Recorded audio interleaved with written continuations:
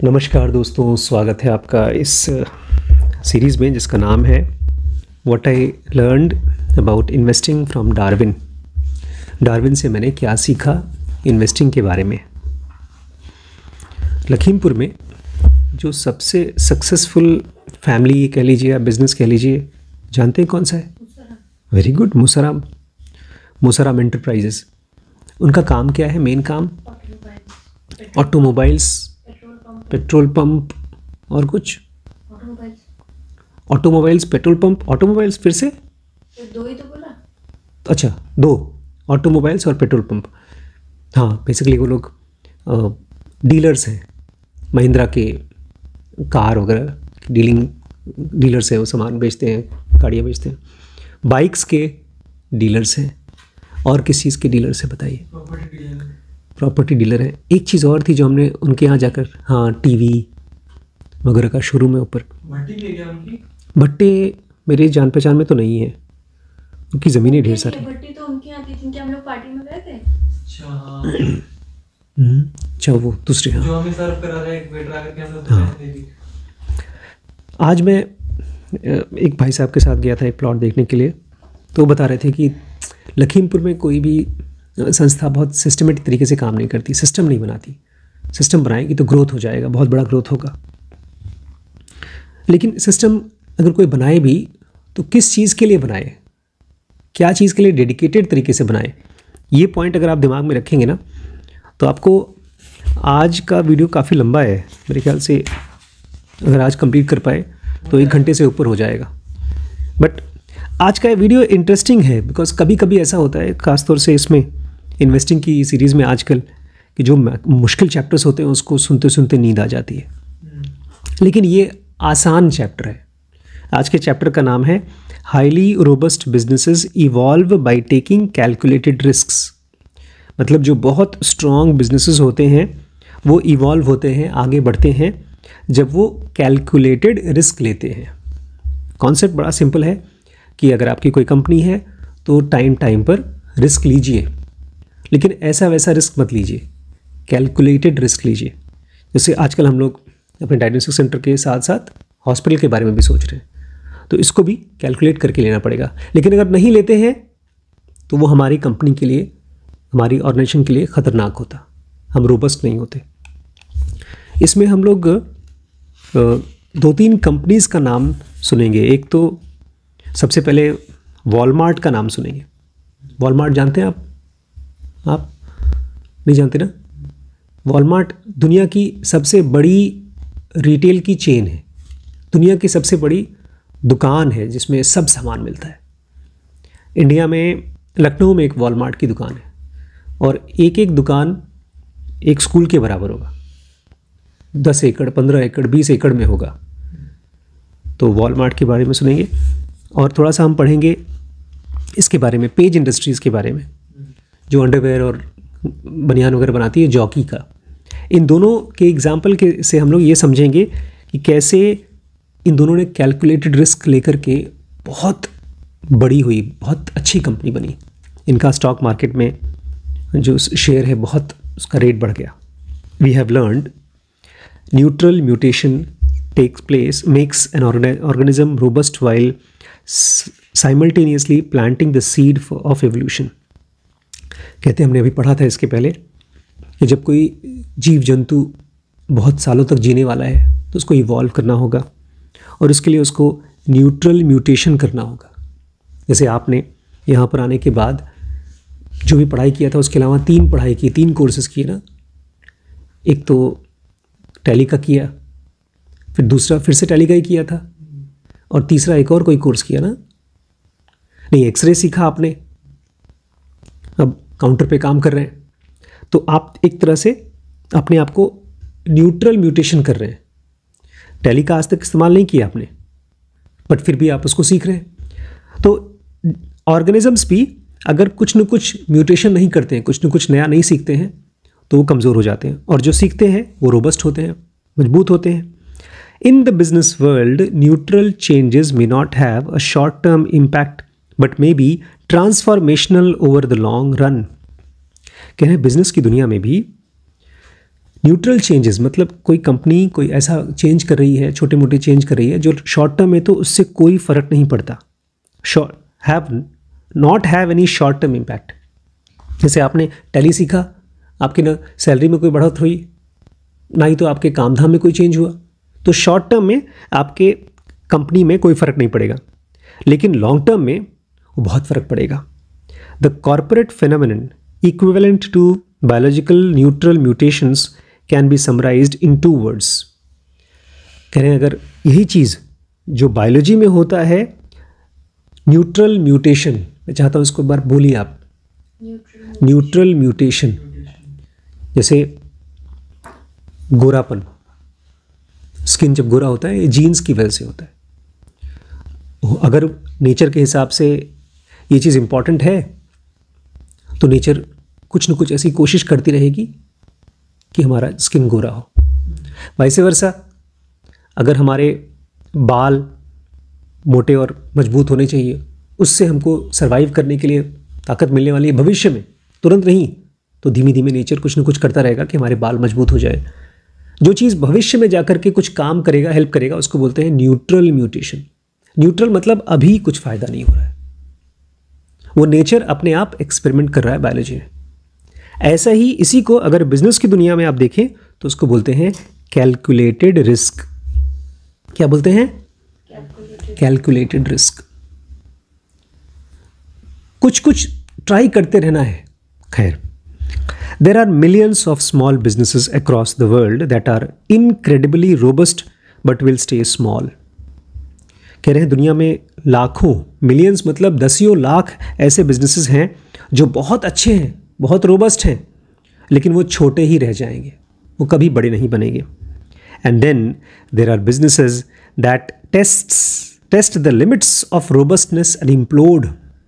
और वहाँ पर एक जगह ऐसे भी बिजनेसेस होते हैं जो अपनी रोबस्टनेस को टेस्ट करते हैं, कितने स्ट्रांग हैं, कितने अच्छे हैं, उसको टेस्ट करते हैं और बेचारे इम्प्लोड हो जाते हैं, ख़त्म ही हो जाते हैं। The former risk nothing and the latter risk everything. जो पहले वाले हैं वो छोटे हैं, छोटे ही रहते हैं, कोई रिस्क नहीं लेते, लेकिन कुछ टाइम के बाद वो छोटे रहते हैं, छोटे रहते हैं, छोटे रहते हैं, बड़े कभी नहीं होते। और उससे बड़ा कोई कंपनी आ जाएगी तो छोटे रह जाएंगे, फिर ख़त्म ही हो जाएंगे। जैसे आज ही वो जो भाई साहब के साथ हम जा रहे थे कार में, मैंने उनसे पूछा आप लोग पहले क्या करते थे? बोलते थे ये जो फ्लाईओवर से नीचे उतरता है जगह रेलवे स्टेशन के सामने, ये लखीमपुर का कनॉट प्लेस होता था, सबसे प्राइम लोकेशन, सब लोग यहीं आते थे, हमारा वहाँ पर एक बहुत बड़ा दुकान था। अब नहीं है, तो ख़त्म हो गया बिजनेस। अभी लोग प्रॉपर्टीज़ खरीदते हैं और बेचते हैं। तो ये थी छोटी बिजनेसेस जो ख़त्म हो गई टाइम से। और कुछ बिजनेसेस ऐसे होते हैं जो बहुत ज़्यादा रिस्क लेते हैं, द लेटर रिस्क एवरीथिंग, सब कुछ रिस्क पे डाल देते हैं। जैसे हमारे ताऊ जी थे, चाचा लोग थे, उन्होंने बिजनेस करने की कोशिश की, रिस्क पे रिस्क लेते रहे, सब खत्म हो गया। The Goldilocks zone between these two extremes is what I call calculated risk. तो गोल्डीलॉक्स जोन मतलब वो परफेक्ट जोन जहाँ पर आपको रिस्क लेना भी है और अपने आप को बचाना भी है, इसी को बोलते हैं कैलकुलेटेड रिस्क, कि हमेशा कैलकुलेट करके रिस्क लीजिए। It is the degree of risk that makes managers uncomfortable but not too much. It compels the organisation to innovate but not too much. बोलते हैं ये कितना रिस्क लेता है कोई आदमी, द डिग्री ऑफ रिस्क एक मैनेजर को कंफर्टेबल नहीं होता। जैसे मान लीजिए कोई हमारे यहाँ सब कुछ ठीक ठाक काम चल रहा है, हमने एक नया एम्प्लॉय डाल दिया, उसमें नया मशीन डाल दिया या नया सेंटर डाल दिया, अब मैनेजर को परेशानी होगी। It is the degree of calculated risk that makes manager uncomfortable. हम सब ना एक कंफर्टेबल जोन में जाना चाहते हैं, भाई परफेक्ट तरीके से सब कुछ चलता रहे, लेकिन ध्यान रखिएगा अगर सब कुछ परफेक्ट चल रहा है तो धीमे धीमे ख़त्म हो जाएगा। एवोल्यूशन में आपके आसपास की दुनिया हमेशा बदल रही है, तो अगर आप सेम रहे, कंफर्टेबल रहे, तो आप ख़त्म हो जाएंगे। It compels organisation to innovate, इसलिए ये रिस्क जो होता है वो एक ऑर्गेनाइजेशन को मजबूर करता है इनोवेट करने के लिए, लेकिन बहुत ज़्यादा नहीं, not too much. It forces businesses to invest, जो भी आप पैसा कमाते हैं उससे बिजनेसेस को फोर्स किया जाता है कि तुम उसको फिर से लगाओ, कुछ नया करो, बट नॉट टू मच, लेकिन इतना मत कर देना कि सब खत्म ही हो जाए। And it adds area of potential growth, but not too many. और जब कोई आदमी रिस्क लेता है तो उस तरफ ग्रोथ भी कर सकते हो, लेकिन ध्यान रखना बहुत ज़्यादा नहीं। जैसे पिछले कोविड में हमारे बोल रहे थे, सभी हमारे टीम वाले बोल रहे थे, सुधीर बोल रहे थे, शोभित बोल रहे थे, दिलीप भी बोल रहे थे कि हमको अब सर CT स्कैन लगा लेना चाहिए। क्यों लगाना चाहिए? क्योंकि राय डायग्नोस्टिक के पास है, एडवांस के पास भी है, तो आप भी लगा लीजिए। तो मेरे हिसाब से वो बहुत बड़ा रिस्क था, ऑलमोस्ट 1.5 या 2 करोड़ का रिस्क था वो, मतलब इन्वेस्टमेंट था, लेकिन पैसा कितने साल में निकलता पता नहीं। तो हम लोगों ने फिर उसकी वजह से वो हटा करके प्लॉट ले लिया था। तो कितना रिस्क लेना चाहिए ध्यान रखिएगा, लेना तो है बट नॉट टू मच, बहुत ज़्यादा नहीं। To me the company that best re demonstrates calculated aggression and risk taking is Walmart. इसकी तो बायोग्राफी पढ़नी चाहिए अपने को, हमने अभी तक ऑनलाइन पढ़ी नहीं। वॉलमार्ट के ओनर की बायोग्राफी। जैसे हमारे पास मोटरसाइकिल होती है या मारुति होती, ऐसे उसके पास छोटा सा एक हवाई जहाज़ था, छोटा सा, एक सिंगल इंजन का, और उससे वो उड़ उड़ के देखता था शहरों को, और शहरों के बाहर देखता था कहाँ पर उसको सस्ती ज़मीन मिलेगी, और वहाँ पर वो खोलता था। सैम वॉल्टन नाम था उनका। और वॉलमार्ट पता है क्यों नाम लिखा था? क्योंकि उसमें खर्चा कम होगा। जब लेटर चमकीला लेटर बनवाएंगे, सैम वॉल्टन में से वॉन ले लिया, वॉल, और मार्ट तो दूर जोड़ दिया, वॉलमार्ट, छोटा नाम, ज़्यादा पैसा खर्चा नहीं होगा। सुबह सुबह ये लोग उठते थे और जहाँ से माल खरीदते थे एकदम सुबह पहुँचते थे, ताकि दुकानदार बोलें कि भैया देखो सुबह सुबह डिस्काउंट दो। बोलते ना बोहनी का टाइम है, तो बोहनी का टाइम का डिस्काउंट लेने के लिए ये जो मालिक था, बाद में अरबपति बना, दुनिया का सबसे अमीर आदमी बना, ये घुस जाता था पापा जी की तरह, एक एक रुपये बचाने की कोशिश करता था। और बहुत सक्सेसफुल होने के बाद भी जा कर के दूसरी दुकानों में देखता था कि उसके यहाँ कौन सा सामान बिक रहा है, कितने का बिक रहा है, ज़्यादा बिक रहा है तो वो सामान अपने यहाँ ले आओ, उसको और सस्ता कर दो। तो वो था वॉलमार्ट। बोल रहे हैं वॉलमार्ट आपको बताएगा कैलकुलेटेड रिस्क नहीं, एग्रेशन, पागलों की तरह रिस्क लिया करता था। बट कैलकुलेटेड, पागलों की तरह ये नहीं था कि सब कुछ दांव पे लगा दिया, कैलकुलेट करके। स्मॉल डिग्रेशन, मतलब थोड़ी सी हम आपको कुछ और बात बताना चाहते हैं। Let's see if you know the answer to this question. आइए देखते हैं आपको इस सवाल का जवाब पता है कि नहीं। What was Sam Walton's age when he founded Walmart? Sam Walton की उम्र कितनी रही होगी जब उन्होंने वॉलमार्ट बनाया? 55? 45 देखते हैं, मुझे नहीं पता था। If your answer begins with 1 or 2, your answer was the same as mine, and like I was, you are wrong. Sam Walton was 44 when he opened his first Walmart store in 1962 in Roger, Arkansas. Walmart became Walmart in 2018. बोलते हैं आपको लगता होगा कि बहुत young age में चालू किया, तो ऐसा नहीं था, आप भी गलत हैं मेरी तरह। इन्होंने पहला दुकान खोला था 1962 में, जिस समय इनकी उम्र थी 44 ईयर्स, 44 साल की उम्र थी। और वॉलमार्ट इतनी बड़ी वॉलमार्ट ब्रांड बनी है 2018 में। कितने साल बाद? नहीं लिख रहे हैं वॉलमार्ट बिकेम वॉलमार्ट इन 2018। अच्छा, ठीक, बहुत बड़ी थी, लेकिन वॉलमार्ट 2 अलग अलग नाम था, उसको जोड़ करके एक सिंगल नाम बना वॉलमार्ट 2018 में।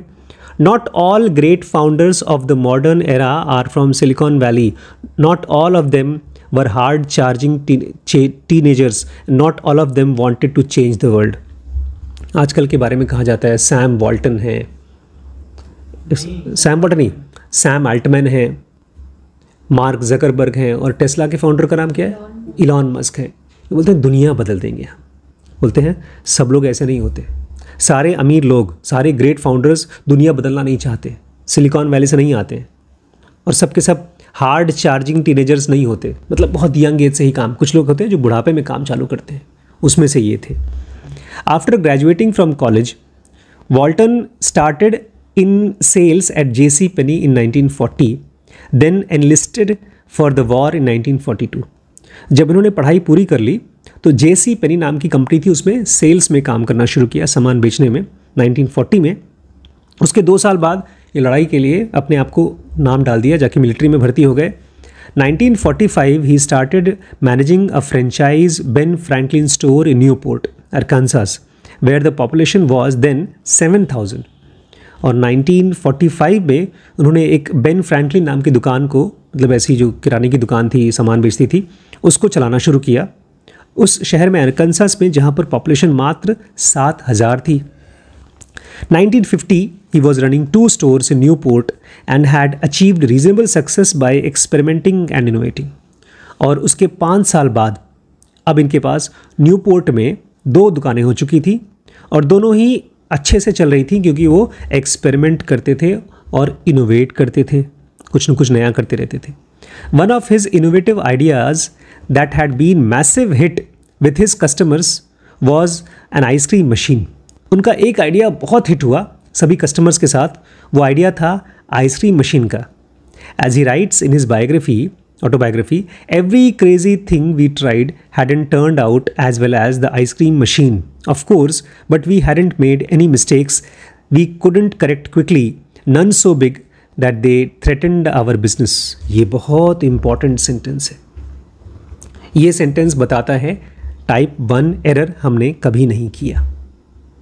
इसी चीज़ को उन्होंने अपनी भाषा में कहा है, कहते हैं every crazy thing we tried hadn't turned out as well as ice cream machine. जो भी पागलों टाइप की चीज़ें हमने कोशिश की वो सब आइसक्रीम मशीन की तरह हिट नहीं हुई।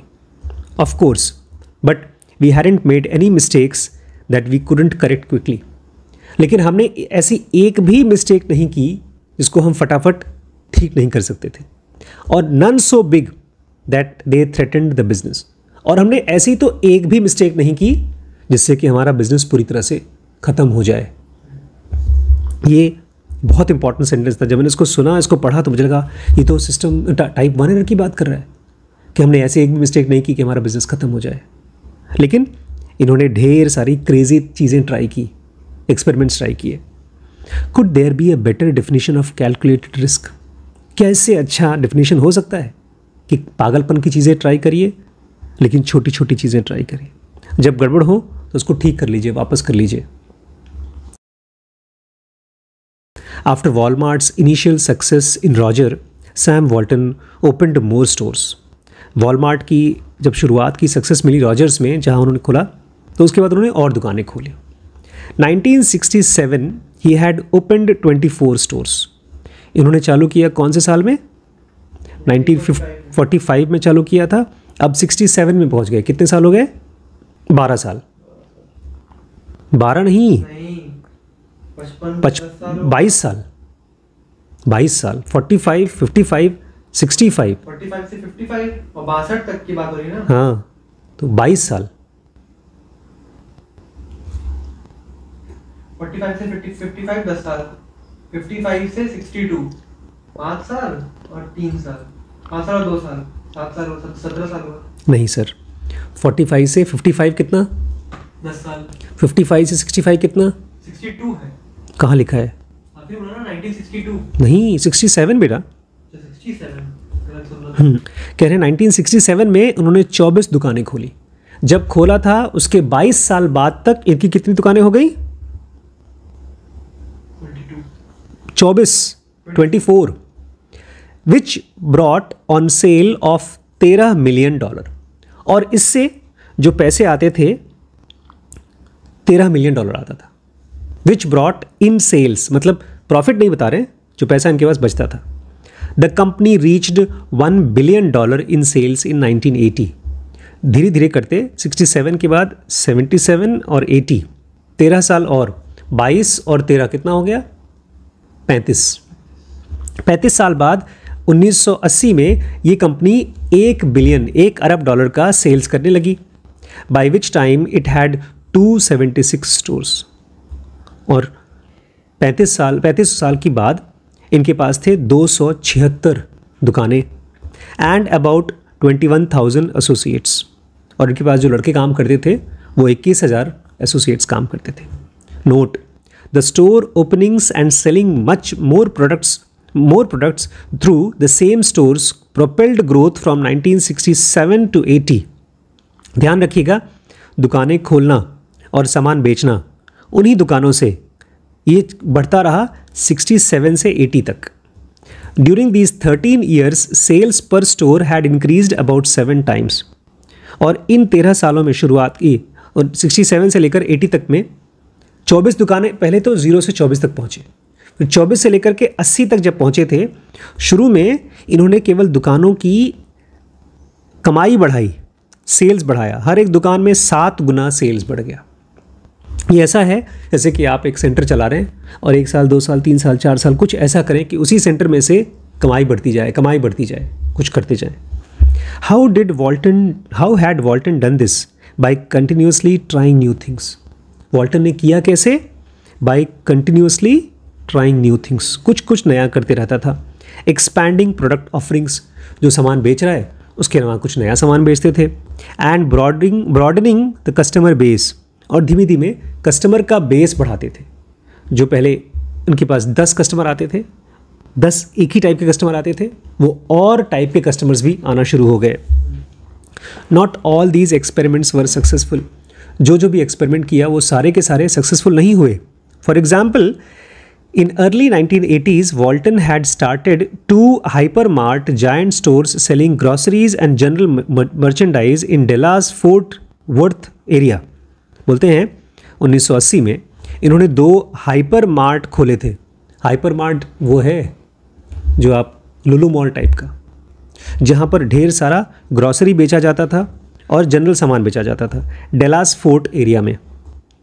बट द कॉन्सेप्ट फेल्ड, वो कॉन्सेप्ट चला नहीं। He also experimented with discounted drugs, dot Discount drug. उन्होंने सस्ती दवाइयाँ भी बेचने की कोशिश की। एंड होम इम्प्रूवमेंट सेव मोर, और घर को इम्प्रूव करने का सामान, पेंट वेंट जो भी है उसको भी रखते थे, उसका नाम रखा था सेव मोरो। तो एक दुकान चालू किया था सेव मोर, एक दुकान चालू किया था Dot Discount Drug, both of which shuttered. ये दोनों नहीं चला, डूब गया। One of his experiments however worked spectacularly well. एक था जो बहुत बढ़िया से चला उनका एक्सपेरिमेंट, वो था सैम्स क्लब। क्या था? Sam's club, focused on retailers who buy in bulk, was launched in 1983 and within a decade it had crossed revenue of $10 billion. Bulk, Sam club मतलब जो लोग हमारे यहाँ से ढेर सारा सामान ले जाएंगे बल्क में।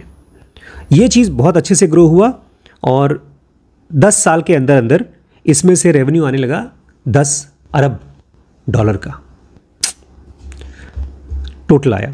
The spectacular success of Sam's Club demonstrates slight downside and colossal upside of taking manageable risk. कहते हैं ये जो सैम्स क्लब का सक्सेस था ये आपको 2 चीज़ बताता है। जब भी आप कोई एक्सपेरिमेंट करोगे तो उसका डाउन साइड क्या होता है? छोटा सा स्लाइट डाउन साइड। मान लीजिए मैंने एक, जैसे आजकल हम लोगों ने किया एक एक्सपेरिमेंट किया है, हमने अपना कस्टमर बेस बढ़ाया है। संडे हमारे यहाँ कौन से डॉक्टर आते हैं? टू डी के। उसमें हमने 4 लाख रुपए खर्च किए। डॉक्टर आता है, इको करता है, तो हमारे पास अब हार्ट के इको के पेशेंट्स भी हम देख सकते हैं। उसकी एक प्रोब आई, एक प्रोब नहीं खरीदी हमने 2D इको के लिए। अच्छा, अगर वो नहीं चलता तो नुकसान होता हमारा 4 लाख का।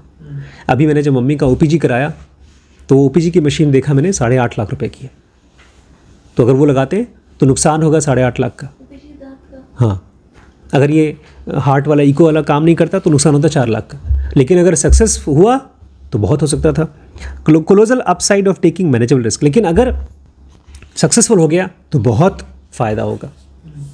तो एक्सपेरिमेंट ऐसे करो कि अगर फेल हो तो छोटा रिस्क हो और सक्सेसफुल हो उसका फ़ायदा बड़ा होना चाहिए। As discussed in chapter 1, most M&A fail and the larger ones can destroy a business. बहुत सिंपल सी बात कही है, लेकिन मुझे उम्मीद, मतलब मैं चाहता हूँ कि आप लोग कभी अगर हम लोग बहुत अमीर बन जाएं तो ये चीज़ याद रखें। Most M&A fail. ज़्यादातर जब कंपनीज दूसरी कंपनीज को खरीदती हैं, मर्जर एंड एक्विजिशन, फेल हो जाते हैं। और जो बड़े बड़े मर्जर्स होते हैं दे डिस्ट्रॉय द बिजनेस। बायजू और आकाश मर्जर थी कि एक्वायर किया था? मर्जर था, एक्वायर था, लेकिन बाद में अलग हो गए। बायजूस ने आकाश को पूरा पैसा नहीं दिया था तो अलग हो गए। तो जो बड़े बड़े मर्जर होते हैं वो बिजनेस ही ख़त्म कर देते हैं। Walmart has managed acquisitions bye the way they should be managed. Walmart ने भी एक्विजिशंस किए हैं, वॉलमार्ट ने अभी रिसेंटली कुछ साल पहले एक बहुत बड़ा एक्विजिशन किया है। बताइए कौन सा? फ्लिपकार्ट खरीदा है। बताइए कितने का? 16 बिलियन डॉलर का, 16 अरब डॉलर का। तो इन लोगों ने जब भी कोई एक्विजिशन किया वो मैनेज्ड एक्विजिशन था, दैट शुड बी मैनेज्ड। ऐसे है जैसे कि कोई आप ऐसा जानवर लें जिसको आप मैनेज कर सकें। शेर बाघ चीता ना ले लें जिसको आप कंट्रोल ही नहीं कर पाएँ। It has kept targets small and manageable and funded them without taking on large डेप्ट। इसके टारगेट हमेशा छोटे होते थे और मैनेजेबल होते थे, इसको आराम से मैनेज कर लेते थे, और इन्होंने कभी भी कोई बड़ा डेट नहीं लिया, उधारी नहीं ली। The company made its first acquisition 15 years after inception. इस कंपनी ने दूसरी कंपनी खरीदी अपने चालू होने के 15 साल बाद। 15 साल बाद। It was close to $500 million in sales by this time. As is evident from the autobiography, Sam Walton was feeling quite confident about the future of business. 15 साल बाद जब इनका बिजनेस चल रहा था $500 million सेल्स में, तब समझ में आ रहा था कि काफ़ी कॉन्फिडेंट हैं अपने बिजनेस के बारे में कि ये चलता रहेगा। Even then, he behaved prudently by acquiring small discount stores called More Value in 1977, which was about 1/10 the size of Walmart. तब भी उन्होंने बहुत बड़ा कोई कंपनी नहीं खरीदा, बहुत घमंड होकर के उन्होंने खरीदा छोटी सी डिस्काउंट की दुकान, उसका नाम था मोर वैल्यू, जो इनकी पूरी कंपनीज के 1/10 का साइज़ था, 1/10वां हिस्सा था। As he says in his book, we closed 5 stores and converted remaining 16 to Walmarts. बोलते उसमें हम फेल हो गए, हमने उसमें से 5 दुकानें बंद कर दी उस ब्रांड की, और जो बाकी बची थी 16 उसको वॉलमार्ट बना दिया। And it wasn't much of a shock to our system, और इसकी वजह से हमारे पूरे सिस्टम पर बहुत धक्का नहीं लगा। बाहरी कंपनी नहीं खरीदी थी ना? हाँ, कोई छोटी मोटी कंपनी, कोई बड़ी कंपनी खरीदी होती, यहाँ से पैसा लेकर के उसको देते रहते। 1991 आ गया, मैं तो पैदा हो चुका था 1991 में, और मैं 9th में था। Walmart was present in 49 states. America के 49 स्टेट्स में वॉलमार्ट थी। And the management started exploring options outside their home country. और जो मैनेजमेंट था, अब पहली बार इनको लगने लगा कि हमको अपने देश से बाहर निकलना चाहिए। Almost 2 decades after the first store inauguration. बताइए, इनका जो पहला दुकान खुला था उसके 20 साल बाद इनको कॉन्फिडेंस आ रहा है कि हम दूसरे देश में खोलेंगे। आजकल तो हमने पढ़ा था ब्लिट्स स्केल में, बोलते हैं फटाफट ऐसा कोई बिजनेस चालू करो जो पूरी दुनिया में फैले, टाइम बहुत बड़ा होना चाहिए। इनका भी था बड़ा, लेकिन बहुत धीरे धीरे काम कर रहे थे।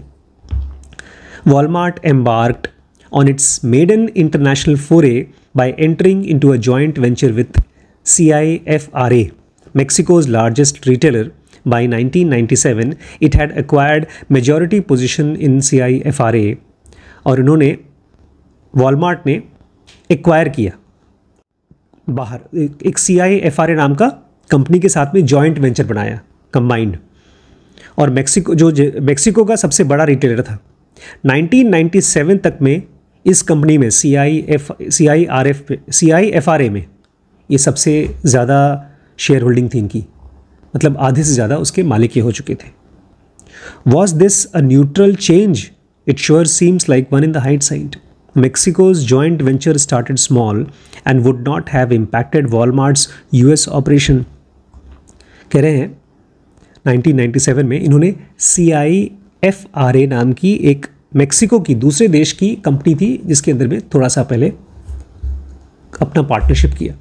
उस पार्टनरशिप को धीरे धीरे बढ़ाते रहे, अब सबसे बड़े पार्टनर हो गए उसके।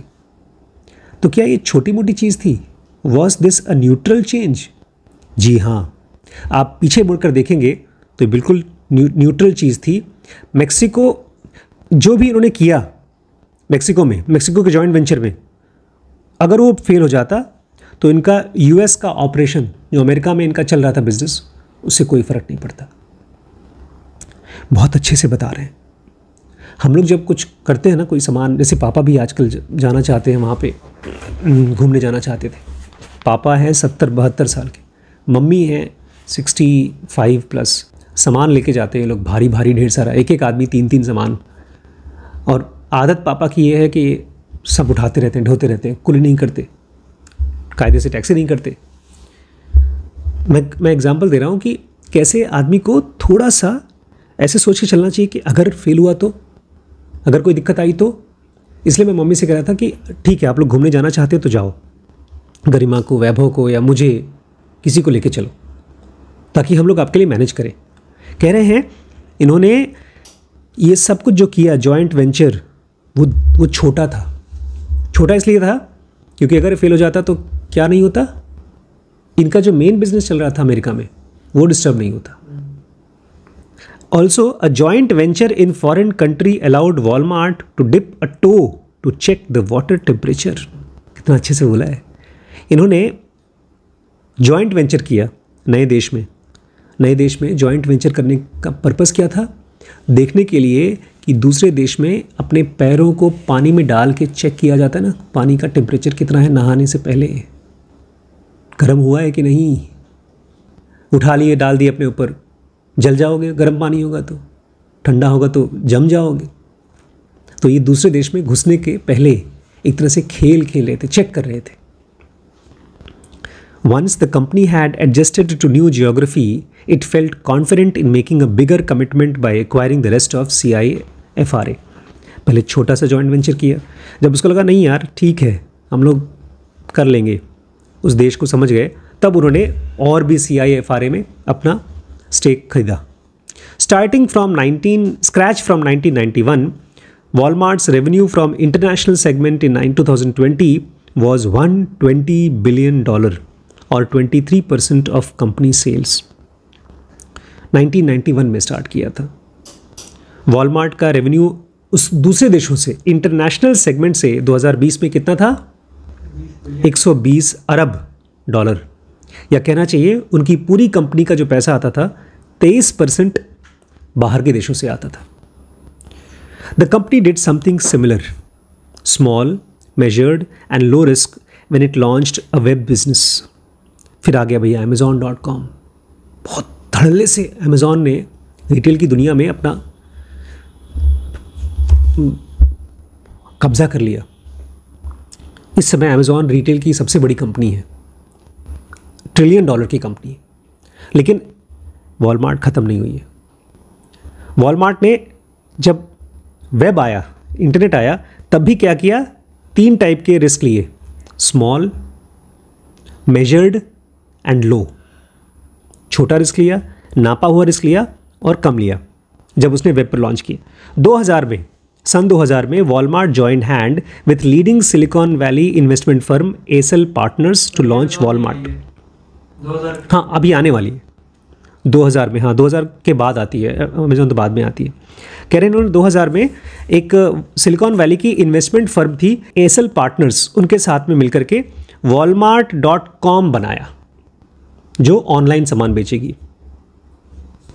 Acyl by the way gained much fame and gargantuan fortune as a result of its $12.7 million investment in an early stage company called Facebook in 2005। आपको ऐसी जानकारी के लिए बता दें कि एसल पार्टनर्स बहुत बड़े हो गया था, बहुत अमीर बन गया था, क्योंकि उसने $12.7 मिलियन लगाए थे एक छोटी सी स्टार्टअप में। उस छोटी सी स्टार्टअप का नाम था फेसबुक। अब बहुत बड़ी कंपनी हो, अब तो नाम बदल दिया। फेसबुक बहुत बड़े रिस्क लेता है, छोटी लेनी चाहिए। अच्छा, in about 18 months in 2001, Walmart acquired a minority stake in Essel to own Walmart.com fully। फिर 18 महीने बाद Walmart ने एक माइनॉरिटी स्टेक लिया, मतलब बहुत बड़ा नहीं, थोड़ा सा स्टेक लिया एसल के साथ मिलकर के Walmart.com पे। 2020 Walmart's e-commerce sales had climbed to 24 billion and Walmart.com was approaching 10% of Walmart's overall US sales। 2020 में Walmart का जो ऑनलाइन सामान बिकता है वो बढ़कर के हो गया $24 अरब और Walmart.com 10% हो गया पूरे कंपनी का। मतलब ऑनलाइन जो सामान बिकता है उसमें से 10% ऑनलाइन बिकता है इनका। ठीक है। What had started as neutral strategy in 2000, जो चीज़ एकदम न्यूट्रल तरीके से चालू हुई थी सन 2000 में, 2000 is now fast becoming centerpiece of Walmart's approach to gaining market share. अब वो बहुत तेज़ी से वॉलमार्ट को मार्केट शेयर बढ़ा रही है, पूरे देश में वॉलमार्ट का कब्जा बढ़ा रही है. One of our largest investors is well-known US University Endowment. Author बता रहे हैं अपने बारे में, पुलक प्रसाद. इनकी कंपनी का नाम क्या है? नालंदा कैपिटल. बोलते हैं हमारे पास एक बहुत बड़ा जो पैसा आता है जो हम दूसरी कंपनी में लगाते हैं, शेयर में लगाते हैं, वो आता है यूएस यूनिवर्सिटी एंडोमेंट. ये क्या है यूएस यूनिवर्सिटी एंडोमेंट? जो बड़ी बड़ी हार्वर्ड, प्रिंसटन हैं, इनके पास मोटा पैसा होता है. जो बच्चों का फीस का पैसा इकट्ठा होता है, खर्च वर्च करने के बाद, सैलरी वैली देने के बाद खूब मोटा पैसा इनके पास होता है, अरबों रुपए. ये दे देती हैं कंपनीज़ को कि तुम हमारी कंपनी को पैसे को बढ़ाओ स्टॉक मार्केट से. तो ऑथर कहते हैं उनका पैसा हमारे पास आया है. They have been investing in funds globally for many decades. ये अलग अलग फंड्स में पैसा लगाती हैं कई सालों से. Their CFO visited our Singapore office in 2011. उनके CFO हमारे यहाँ आए थे 2011 में. After he had finished grilling us on compliance and other related matters, I wanted to know if we could share any learning with us. पहले तो उन्होंने खूब हमको लेक्चर दिया कि तुम ऐसे काम किया करो, सही तरीके से काम करो, गलत करोगे तो पकड़े. भाई पैसा दे रहे थे भाई. वो करने के बाद हमने उनसे कहा कि अच्छा कोई ज्ञान की बात हमको बता सकते हैं, can you share any learning with us. He said the one industry in which their fund managers had consistently lost money across time and geographies was retailing. उन्होंने कहा एक इंडस्ट्री थी जहाँ पर हमने हमेशा पैसा खोया है, हमेशा लॉस हुआ है कई सालों से, चाहे इस देश में चाहे दूसरे देश में, और वो था रिटेलिंग, जिसमें वॉलमार्ट कमाया, इनका पैसा खोया. In this context Walmart success is all inspiring. भैया बड़े बड़े कॉलेजेस के जो पैसे फंड अरबों सैकड़ों अरब डॉलर रिटेल में लगाते रहे, लॉस करते रहे, लगाते रहे, लॉस करते रहे. और ख़ास तौर से ये बात कर रहे हैं सन 1991 से लेकर के अब तक. पता है क्यों लॉस होता रहा? पूरी इंडस्ट्री पिछले 20-30 सालों से रिटेल की लॉस करती रही. बताइए क्यों? कहते हैं रिटेल में अमेजॉन नहीं आया, अमेजॉन नाम की बीमारी रिटेल को लग गई. 20 सालों में सारी कंपनीज को लॉस हुआ, खाली एक कंपनी को फायदा हुआ. किसको? अमेजॉन को. एक मिनट, अमेजॉन की बीमारी अमेजॉन को ही हुई और अमेजॉन की बीमारी रिटेल को हो गई. रिटेल में वॉलमार्ट जैसी बहुत सी कंपनीज थी, सब लॉस कर रही थी, खाली अमेजॉन सक्सेसफुल थी. अमेजॉन ने पता नहीं कैसे कैसे पैसा ऐसा कर दिया कि अब मैं हूँ यार, मैं भी अमेजॉन से सामान खरीद रहा हूँ. पहले मैं दुकानों से जाके किताबें खरीदता था. इसको समझने के लिए ये समझिए कि कोई बहुत बड़ी बीमारी फैली हुई है, कोविड टाइप की है कोई बीमारी, इसमें बहुत से लोग मर रहे हैं. हर आदमी जो उस बीमार को छूता है या उस जगह पे जाता है मर जाता है, और वहीं पर एक आदमी है वो मर ही नहीं रहा है बहुत सालों से. रिटेल में जहाँ सामान बेचा जाता है सारी कंपनियों को घाटा हो रहा है, लेकिन एक कंपनी को नहीं हो रहा है. कौन सी? वॉलमार्ट को. क्यों? क्योंकि सारा रिटेल का पैसा अमेजॉन ले जा रही थी. अमेजॉन ने पता क्या किया था? वो कई सालों तक घाटे में सामान बेचती थी. इसमें वॉलमार्ट का फायदा कैसे फायदा कर रहा है? वॉलमार्ट ने अपना नुकसान नहीं किया, वॉलमार्ट फायदा कमाया, प्रॉफिट में रही. बहुत सी खत्म हो गई, लेकिन वॉलमार्ट थ्रू आउट ग्रो करती रही, खत्म नहीं हुई. आज भी वॉलमार्ट ने धीरे धीरे अपने आप को चेंज कर लिया. आज भी नंबर 2 कंपनी रिटेल में वॉलमार्ट है. नंबर 1 कौन है? अमेजॉन. अमेजॉन का बस चले तो वॉलमार्ट को भी खत्म कर दे, लेकिन वॉलमार्ट बची हुई है. यही कह रहे हैं कि भैया फंड मैनेजर का पैसा बहुत जगहों पर लगा था, लेकिन रिटेलिंग में हमेशा लॉस हुआ. Walmart success is all inspiring. जहां पर हर एक बंदा पुराने कंपनी का लॉस कर रहा है, वहां पर ये लोग कैसे फ़ायदा उठा रहे हैं, कमाल की चीज़ है. And how robust was Walmart at the end of 2020. और जब 2020 के बाद वॉलमार्ट कितनी ताकतवर थी, let me point to just 2 indicators. आइए मैं आपको केवल 2 चीज़ें दिखाता हूँ. In its return on tangible capital employed what was 46%। उसका जो ROCE था 46% था।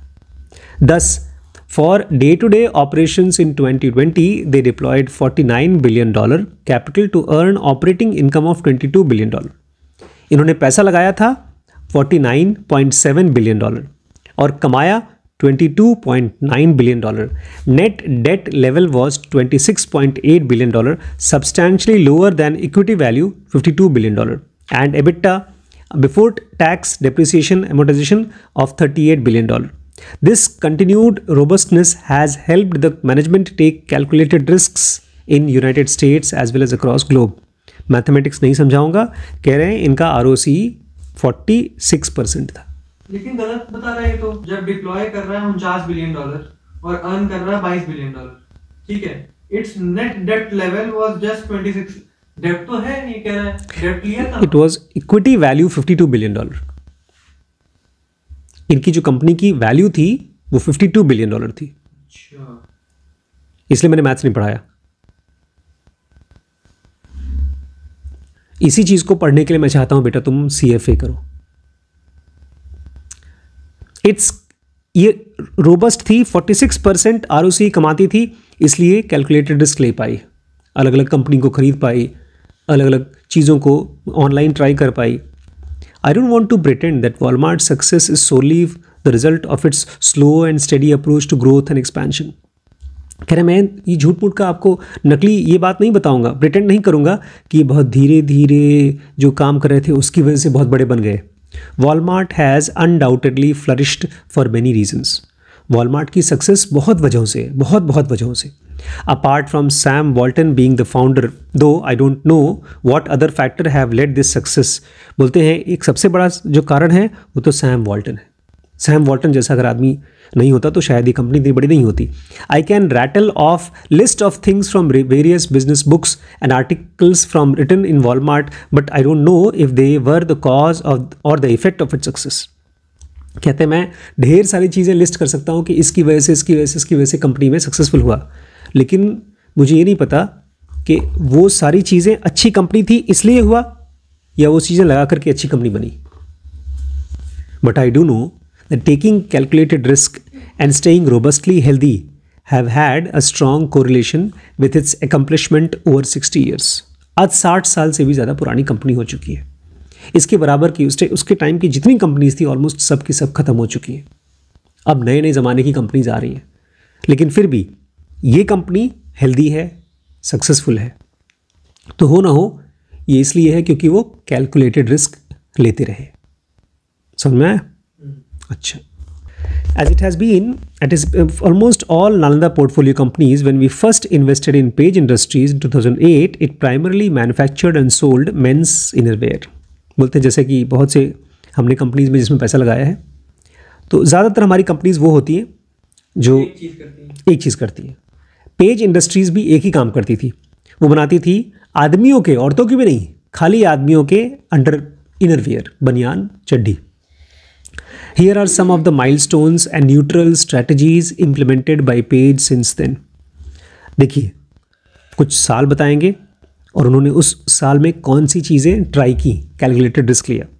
2008-9 में ये बनाते थे आदमियों के इनरवेयर। 2009-10 में उन्होंने औरतों का लीजर वेयर, इनरवेयर चालू किया और आदमियों का स्पोर्ट्स वेयर, खेलने कूदने वाला कपड़ा। 2010-11 में उन्होंने पहला दुकान खोला, पहले सप्लाई करते थे दिल्ली में, first training centre for production staff, और पहला अपने स्टाफ को सिखाने का ट्रेनिंग सेंटर खोला 2010-11 में। 2011-12 में बॉयज़ गर्ल्स रेंजेस से साइंड एक्सक्लूसिव लाइसेंसी एग्रीमेंट विद स्पीडो। इन्होंने स्पीडो कंपनी के साथ में एक लाइसेंस अग्रीमेंट किया कि हम सामान उनको बेचेंगे। 2012-13 में स्लीप वेयर फॉर वुमेन, औरतें जो सोते समय कपड़ा पहनती हैं वो बनाना शुरू किया। Men's performance stretch range thermal innerwear, जो सर्दियों में कपड़े पहनते हैं थर्मल इनर, वो भी बनाना शुरू किया 2012-13 में। 2013-14 में new international format retail outlet seamless sleepwear for women, एक फॉरेन का नया इंटरनेशनल फॉर्मेट का रिटेल दुकान खोला जिसमें कि बहुत अच्छा औरतों को स्लीप वेयर कपड़े, सोने के कपड़े बेचते थे। 2014-15 में इन्होंने दुबई में और अबू धाबी में आउटलेट खोला, बड़े बड़े एक्सक्लूसिव। 2015-16 में बॉयज़ कलेक्शन 7 साल से 12 साल के बच्चों के लिए कपड़े बनाए। 2017-18 में लड़कियों के लिए इनर और आउटर वेयर, बाहर के भी कपड़े बनाए, टी शर्ट टाइप के। And men's and women's athleisure, आदमियों के लिए और औरतों के लिए एथलीजर मतलब स्पोर्ट्स के, जैसे ट्रैक सूट होता है, दौड़ने भागते समय पहनते हैं वो। 2018-19 में इन्होंने टीनेज गर्ल्स का कपड़ा बनाया जो टीनेज होती हैं। 2019-20 में first digital manufacturing unit with real time production data, इन्होंने डिजिटल मैन्युफैक्चरिंग यूनिट बनाई कि जहाँ जहाँ मैन्युफैक्चर हो रहा है उसका रियल टाइम डाटा चाहिए, कितने पीसेस बन रहे हैं, ये बनाया 2020 में। Remarkable aspect of this list is what it doesn't include.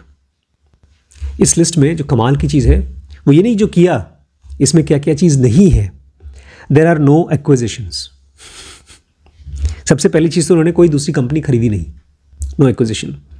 No unrelated diversification. Musaram ji दुकानों में कार बेचते हैं, प्रॉपर्टी का भी काम करते हैं और शायद खाद का भी काम करते हैं, अलग अलग टाइप के। इनके यहाँ नो अनरिलेटेड डाइवर्सिफिकेशन, जो भी काम किया इसी के रिलेटेड बनाया। No visionary plans to change the world, दुनिया बदलने का कोई बड़ा बड़ा प्लान नहीं है। नो फाइनेंशियल इंजीनियरिंग, कोई धोखाधड़ी नहीं है पैसे रुपए के साथ में कि यहाँ से पैसा वहाँ डाल दो, यहाँ से पैसा यहाँ डाल दो। ओनली मेजर्ड रिस्क, केवल नाप तोल करके रिस्क लिया गया। For example 2009-10 company launched men's sportswear. 9-10 में इन्होंने आदमियों का स्पोर्ट्स वेयर लॉन्च किया था। It did so through it's existing distribution channel and staff, its current manufacturing units and the same brand name. उन्होंने जो भी उनके पास लोग थे उनसे, जो दुकानें थी, डिस्ट्रीब्यूशन स्टाफ था उनसे, और जो भी मैन्युफैक्चरिंग यूनिट थी उससे ही किया, और ब्रांड नेम भी वही रखा, नाम भी नहीं बदला।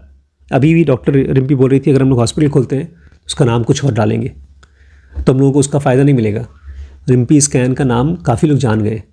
आज ही एक पेशेंट आया था जो यहाँ बैठा हुआ था, तो उसकी वाइफ बोलती है जांच करा लो, तो बोलते कहाँ कराएं, बोलते रिम्पी से करा लो। तो रिम्पी उनके लिए ब्रांड बन चुका है। अगर हम हॉस्पिटल खोलते हैं इस ब्रांड का फ़ायदा भी मिल सकता है। खैर, कौन बोल रहा था? अरे भाई जो अंकल जी आए थे यहाँ बैठे हुए थे, हाँ बीवी कहने का है। हाँ अच्छा, इट डिड सो। हाँ, as the sports wear segment has expanded over the years, it now has its only supply chain, its own business unit and its own advertisement। बोल रहे हैं इनका स्पोर्ट्स वेयर का जो सामान बिक रहा है वो इतना अच्छा से बढ़ गया है कि अब उसकी अलग से सप्लाई चेन है, उसको बाकियों से अलग कर दिया है, उसका अपना बिजनेस यूनिट बन गया है और उसकी खुद की प्रचार प्रसार होता है। जो इनर वेयर का ऐड होता है उनके ऐड से अलग है। You will notice here that the company launched a children's range 2010-11-12। तो आप देखेंगे यहाँ पर इन्होंने 2011-12 में बच्चों के लिए कपड़े लॉन्च किए। Page describes this neutral extension of jockey brand in annual report. Page ने इसके बारे में अपनी एनुअल रिपोर्ट में लिखा है, with the launch of Jockey kids the brand reaches out to the consumers of tomorrow. कि जब हमने बच्चों के लिए बनाया जॉकी किड्स, इसका मतलब हम अपने ब्रांड को भविष्य के लोगों के लिए बना रहे हैं। मतलब आज जो बचपन में जॉकी पहन रहा है वही बड़ा होकर के जॉकी पहनेगा। Keeping comfort as our top most priority, we have brought in a range using 100% cotton super soft absorbent fabric for both boys and girls. बोलते हैं हमने इसमें 100% कॉटन इस्तेमाल किया है, बहुत सॉफ्ट फैब्रिक है इसमें और एब्जॉर्बेंट फैब्रिक है, दोनों के लिए, लड़कों के लिए और लड़कियों के लिए। As investors in Page, we were excited about this new target segment because it would double the jockey brand's addressable market। बोलते हमने इसमें पैसा लगाया था, हम बड़े खुश थे कि कम से कम अब जो पहले कस्टमर थे वो तो बड़े लोग थे, अब बच्चे भी हो जाएंगे, बच्चे तो दुनिया में ज़्यादा हैं, इसका मतलब हमारा एड्रेसेबल मार्केट बढ़ जाएगा। After 17 years in India, Page has earned right to extend its brand to new segment। अरे 17 साल से काम कर रही है यहाँ पर पेज, तो अब तो नए सेगमेंट में जा सकती है। अनएक्सपेक्टेडली इट फेल्ड, बदकिस्मती से फेल हो गया। The children's range did not do well and the company withdrew its products. कि जो बच्चों का उन्होंने कपड़ा बनाया था वो बहुत कमाया नहीं, फेल हो गया और उन्होंने अपना वो ब्रांड वापस कर लिया, विदड्रॉ कर लिया। Did this have any negative impact on the finance और operations of the company? No. तो इससे कंपनी के फाइनेंस पे, रुपए पैसे पे, या जो पुराना बिजनेस चल रहा था उसके ऊपर कोई फर्क पड़ा नहीं। This is because it was calculated risk. वो इसलिए था क्योंकि ये कैलकुलेटेड रिस्क था। It was neutral strategy that did not affect the business robustness of the business. ये वो न्यूट्रल स्ट्रैटेजी थी जो अगर चली तो ठीक, ना चली तो कोई दिक्कत नहीं। It's operating ROC in 2011-12 was 59% and was even higher in 2012-13 when it realized the children's range had failed 64%. ROC खराब नहीं हुआ। 2011-12 में 59% था, 2012-13 में 64, जबकि वो रेंज वापस लिया इन्होंने, धंधा बंद किया। इन 2012-13 ओवरऑल सेल्स ग्रू 26%। 2012-13 में उनका ओवरऑल जो सेल्स था 26% बढ़ गया। प्रॉफिट रोज 24% और जो मुनाफा था वो 24% हो गया। In both these years company had negligible debt. इन दोनों ही सालों में कंपनी के पास ₹1 की उधारी नहीं थी। The advantage of having a solid foundation that allowed it to take small bets was evident. Company का फाउंडेशन मतलब उनके पास कैश की पावर थी, इसी वजह से ये लोग छोटे छोटे बेट्स ले सके, मतलब रिस्क ले सके। Page went back to drawing board and launched only boys collection. Page ने फिर भी काम खत्म नहीं किया, वापस गया सोचने के लिए ड्राइंग बोर्ड पे और इस बार खाली लड़कों का ब्रांड बनाया 2015-16 में। Even within this segment it introduced products only for boys aged 7 to 12 और उसमें भी सारे बच्चों के लिए नहीं, 7 साल से 12 साल के बच्चों के लिए कपड़े बनाए। वाई नॉट 5 और 13 ईयर ओल्ड बॉय? ऐसा क्यों नहीं कि बच्चे 5 साल के बच्चों के लिए या ऊपर 13 साल के ऊपर के लिए? I have no idea. Author बोलते हैं हमको नहीं पता, I don't understand product marketing but thankfully Page does. बोलते मुझे प्रोडक्ट मार्केटिंग के बारे में कुछ नहीं पता, लेकिन भैया पेज इंडस्ट्रीज को पता है प्रोडक्ट के बारे में, मार्केटिंग के बारे में। It launched girls innerwear outerwear year later. लड़कियों का भी लॉन्च किया लेकिन 1 साल बाद। 2020 boys and girls range had become a hit and had started contributing to overall sales and profit growth of the business. 2020 में इन्होंने लड़के लड़कियों दोनों के लिए रेंज डाले, कपड़े निकाले और वो ओवरऑल सेल्स को और प्रॉफिट को बढ़ाया। What had started as small experiment 11-12 was finally yielding fruits. जो एक छोटा सा एक्सपेरिमेंट किया गया था 11-12 में, अब उसका फल आ रहा था। As India went into full lockdown in mid-March 2020, owing to the COVID-19 pandemic, the company's annual sales grew only 3% for the year ended into March 2020. Covid आ गया तो पूरी देश में ऑलमोस्ट सभी बिजनेसेस खत्म हो गए, तो इनका जो एनुअल ग्रोथ हुआ वो मात्र 3% हुआ।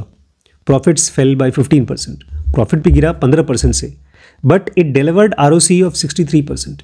लेकिन फिर भी जो इनका ROC था वो 63% था, वाइल रिमेनिंग डेट फ्री। और उस टाइम पर भी ये बड़ी कंपनी थी, सबको सैलरी देना था, डेट फ्री थे, उधारी नहीं थी।